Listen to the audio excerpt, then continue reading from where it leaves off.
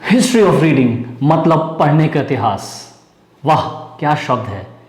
इतिहास वो होता है जो कि पास्ट में हुआ या फिर कल हुआ, लेकिन कल परसों और उससे पहले तो बहुत सारी चीजें हुई होंगी। क्या हमें वो याद रही? नहीं, क्योंकि याद वो चीजें रहती हैं या याद रखने लायक वो चीजें होती हैं, वही तो इतिहास बनती हैं, राइट? आपको भी 15वीं शताब्दी के लोगों से नहीं मिले, नहीं तो यू वुड हैव सेड कि reading will be done by the priest and आप सिर्फ सुनोगे। क्योंकि अगर आप बोलोगे और आप रीड करोगे तो क्या खाक समझ में आएगा? कुछ समझ में आया? नहीं? Okay, let me explain to you. Reading took a turn for better. ये वो वक्त था जब प्रिंटिंग प्रेस किसी के लिए दवा बन गई और किसी के लिए जहर। ऐसा क्यों?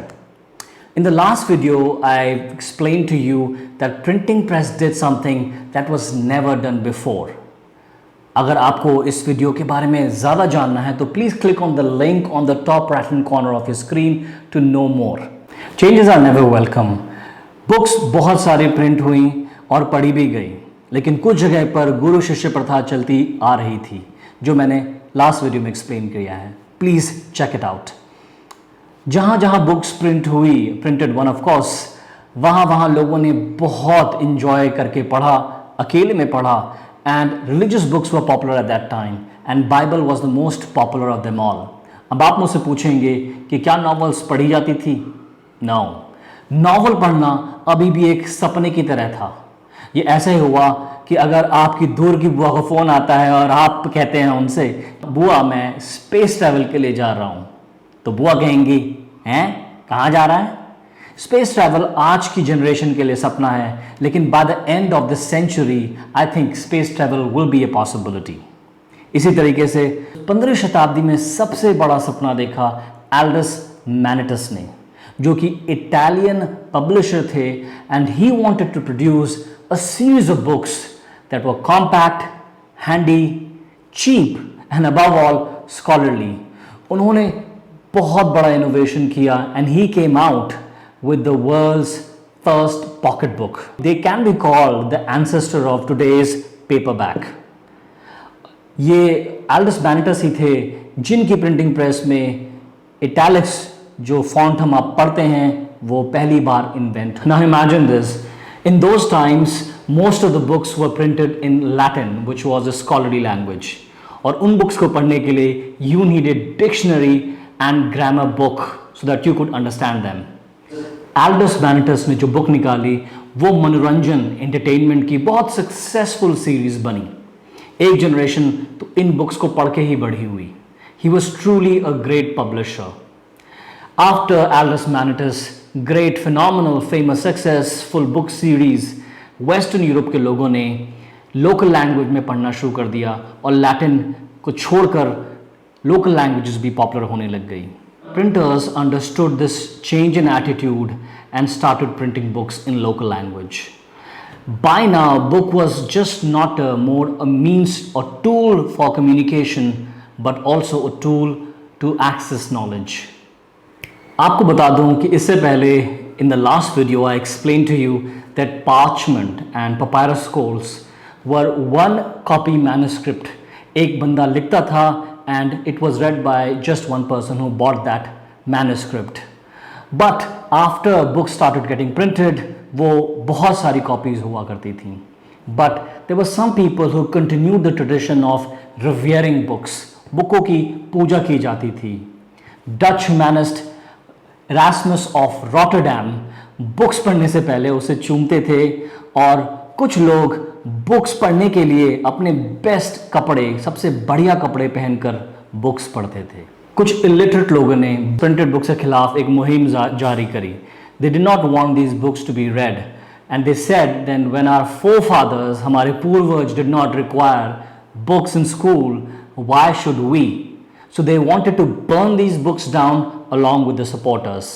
और उस समय के most popular playwright Shakespeare ने हेनरी 6 में इसके बारे में बहुत खूबसूरती से एक जैक केट का एक कैरेक्टर बनाया, जो कि चाहता था कि ब्रिटिश पार्लियामेंट ये सारी चीज़ें वापस ले ले और बुक्स और उनके सपोर्टर्स को ख़त्म कर दे।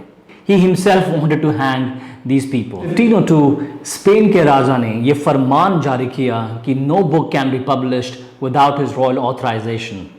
And then Pope ने भी यही फरमान जारी किया. And even King of France came up with such an order. पर चिंगारी कोई भड़के, वो भी प्रिंटेड बुक्स की, बुझने वाली कहाँ थी. तो ये चिंगारी moved from south of Europe to north of Europe, जहाँ पे चर्च का प्रभाव कम था.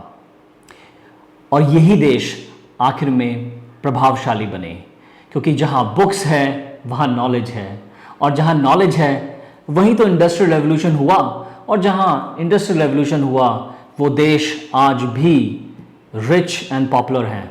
It's that simple. चर्च और किंग की नज़र से बचकर लोगों ने पढ़ा. The famous writer Benjamin Franklin के forefather used to read Bible by hiding it under the cover of a joint stool which was turned up for reading. और जैसे ही कोई चर्च का ऑफिशियल चेक करने के लिए आता, the stool was turned down on its four legs and people used to sit on it, और पता भी नहीं चलता था कि उसके अंदर बाइबल है. लोगों ने इतनी मेहनत की बुक पढ़ने के लिए, और आप अभी भी नहीं पढ़ रहे हैं? अरे बुक तो पढ़ो यार. Even after the advent of printing press, reading a book was special and memorable experience, जो कि बहुत से लोगों के रीच के बाहर था.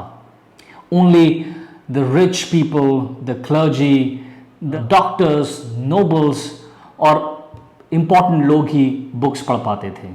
16th and 17th century witnessed a change. After the printing of Aldous Manut's pocket books, something changed and quantity gave way to quality.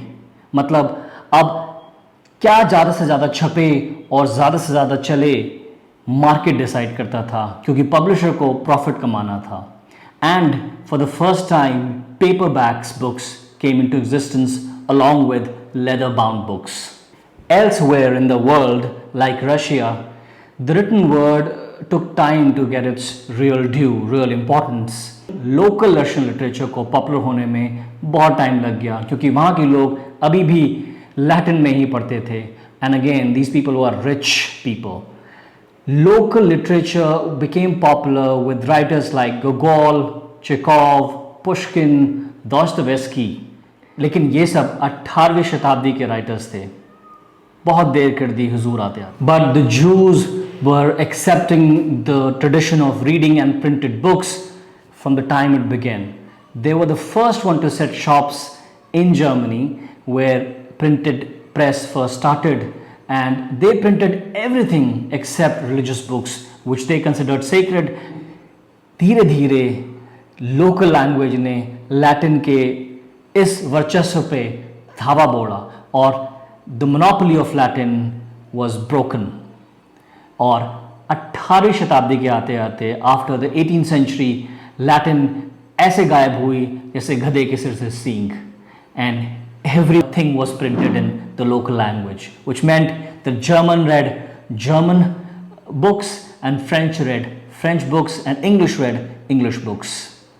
आपको जान के ये हैरानी होगी that scientists of that time resisted this change, and famous scientists like Kepler, Galvani, even Newton wanted to read in Latin because they communicated in their language and they wanted it to stay. Surprising. And finally, novels sold in unprecedented number for the first time in the history. और ये सपना आखिरकार पूरा हुआ. People read different kinds of genre, travel book, romance book, personal experience books, all kinds of books were on display. और अब जब लोग जमा होते थे किसी टाउन के या फिर विलेज के important public reading place में, it was just not Bible that was read, but also novels. Novels were read by people and they were enjoyed all over Europe. और सबसे famous work 1605 में publish हुई Don Quixote by Miguel de Cervantes, जो सबसे popular book थी, novel थी. In fact, it would be called the first modern novel of that time. In England, school and universities imparted education and literacy spread everywhere. ये golden age था reading का. Wow. And in 1609, first printed newspaper came into existence. लो हो गई शुरुआत सुबह सुबह morning tea या black coffee के साथ न्यूज़पेपर पढ़ने की। This was the time when everyone joined the bandwagon, मतलब बहती गंगा में सबने हाथ धोया। This was the time when Europe's posts, खिड़कियां और दीवारें इंफॉर्मेशन के साथ प्लास्टर्ड थी। कई तरीके के पोस्टर्स छपे, letters, scholarly challenges, death notices, a princess degree, a bull fight, a theatrical companies impending arrival. ये सब छपे हजारों की संख्या में और चिपके भी हजारों की संख्या में। ये सब उस समय के यूरोप के रेडियो और टेलीविजन थे और इसी तरीके से इंफॉर्मेशन लोगों ने एक दूसरे को पहली बार हिस्ट्री में इतनी तादाद में कम्युनिकेट की। वाओ! प्रिंटेड वर्ड्स की हिस्ट्री जो बुक्स और प्रिंटेड बुक्स ने इतनी पॉपुलर कर दी कि लोगों के दिमाग में बुक्स का इंपॉर्टेंस घर कर गया। Now printed books had to fight another battle because printed books cannot be limited to just aristocrats, rich people, which was happening in 14th century, and it moved to middle class people who started reading a lot of printed books. इस battle को जीतने के बाद printed books को जीतना था battle class, colour, nationality का, जहां पर सबको हक मिले इस प्रिंटेड बुक का एक्सेस करने का। और ये सब मैं कवर करूंगा नेक्स्ट वीडियो में। So keep watching this video series. In the next video series, we'll cover universal printed books domination, and that will be in History of Reading Part 3.